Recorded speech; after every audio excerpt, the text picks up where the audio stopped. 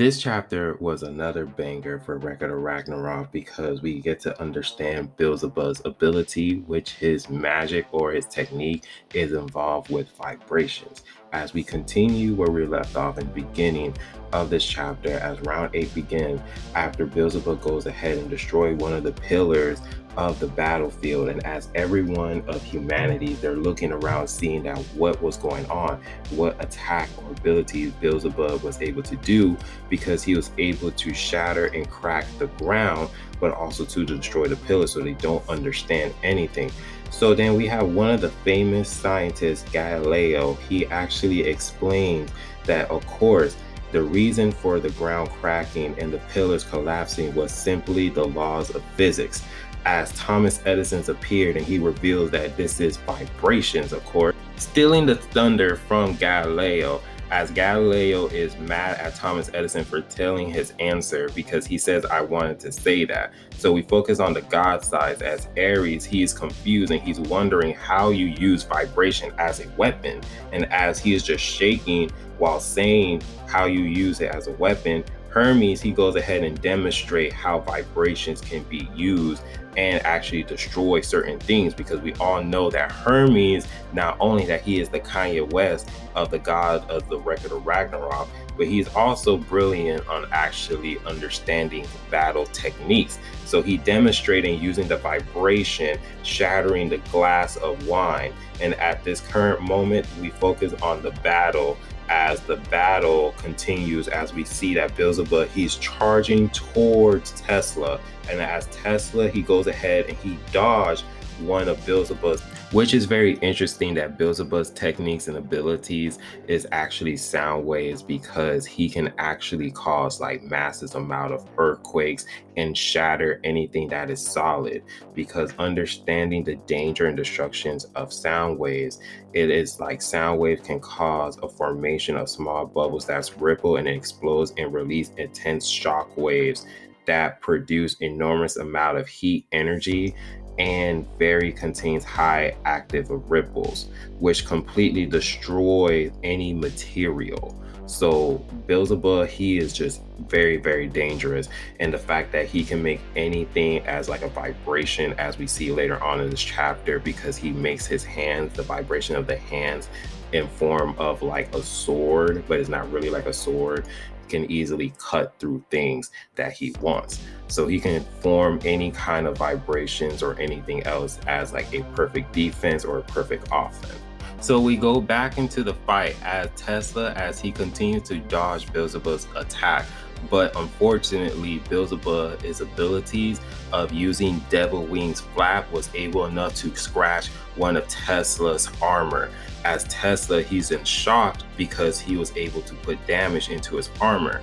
And the ability that Devil Wing flap is a very difficult technique. Even if you actually are able to use it, is extremely difficult to use, because even with one touch, it will shatter you into pieces. As we see that Hermes, he's explaining it to the other gods. So while Adam and Zeus, they're watching it from the battlefield, Adam is saying, what a disgusting SOB. I can't believe Beelzebub was this excited. It is very rare, isn't it? It's important how Hades and him, how they were, especially since Hades' death was a huge impact on him. After all, he is a loner like him. He was the only one that can help him. He was the only thing that kept him going. So it's heavily applied that Hades was also helping Beelzebub with his curse or his mission on trying to get rid of Satan, but also to try to kill him. So of course, it seems like, Beelzebub, he's very upset of Hades' death, because that was his one ticket for him to actually go ahead and help him with his cause of destroying Satan or just killing him based on this sentence alone. So the fight continues, and it says that Beelzebub is handling a sharp sword, and you can just see the vibration and the energy that's coming off of his hand, as it looks like it's a blade. And at this current moment, Tesla, he is just thinking back of the technique as he's analyzing what's the next attack he's going to use, but also to analyzing Beelzebub's abilities on what cut him, which he figured out that it's a vibration technique, which he acknowledged that it has a lot of power. And of course, if he didn't have this armor, it will be able enough to cut him in half. So Berhilda, she goes ahead and she says, of course, the greatest man of human history, imagining a suit of armor made by the power of the Valkyrie, made it into reality. The masterpiece of science that mankind has created, and the divine weapon, the super automaton. So as Tesla, he goes ahead and he compliments Beelzebub's abilities and his divine powerhouse is really awesome. He says, now let's see humanity's scientific power, as he goes and he charged towards Beelzebub as he's ready about to punch him, closing the gap between the both of them.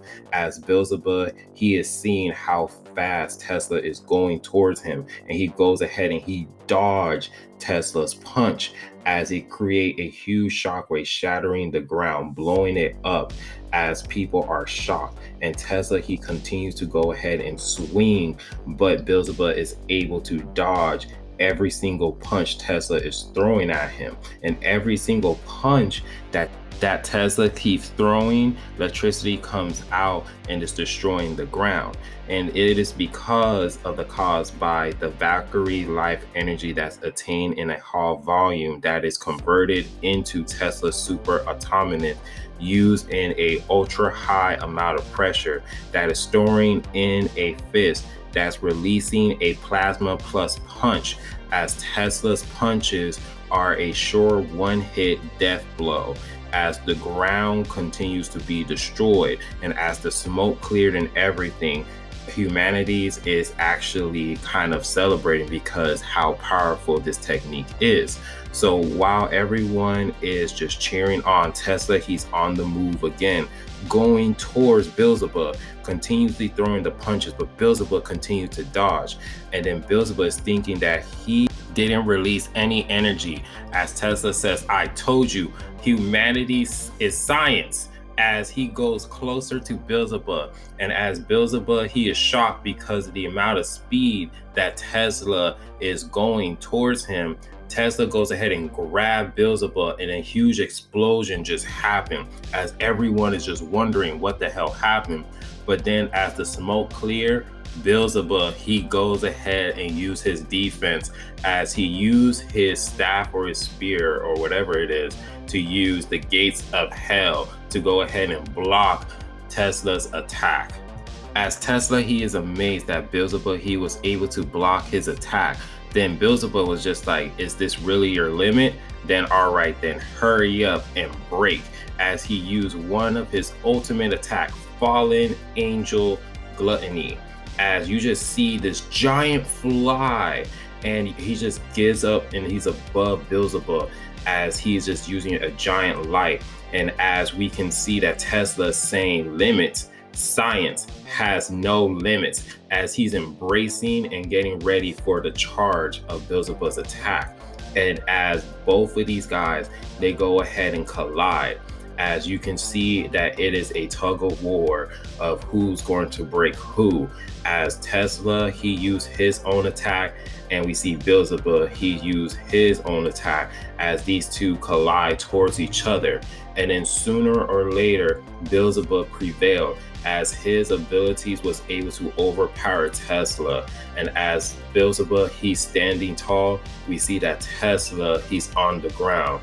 And as he's on the ground, pieces of Tesla's armor starts to break away, as Tesla, he is on the ground breathing hard, and he's ready for the next attack, as blood is on his face on the right side, as Beelzebub is standing tall staring at Tesla as the chapter ends. So this chapter, it was heavily focused on Beelzebub and how strong and how difficult he's going to be, and especially too that he's not going to be an easy one to defeat, especially at his base level. And we can see how powerful he is. And Tesla, we see how powerful he could be, but it just seems like Beelzebub is going to be very, very difficult to actually injure. But we'll see in the next chapter if Tesla, he will be able to have the upper hand and will have some offense and actually actually land some blows against Beelzebub, but we'll see eventually. But we all know, like, Beelzebub, he's probably going to use the power of Satan, and like in a couple of chapters or so after we see like the backstory of Tesla and how this fight actually concludes. But other than that, let me know down in the comment section how you guys feel about this chapter. What's your favorite moment? Which you guys are more hyped? And let me know down in the comment section. If you guys do like the video, please give it a like, subscribe, and remember, always be decent. This is the Monotone Man, and hope you guys have a wonderful day and be safe out here. Peace.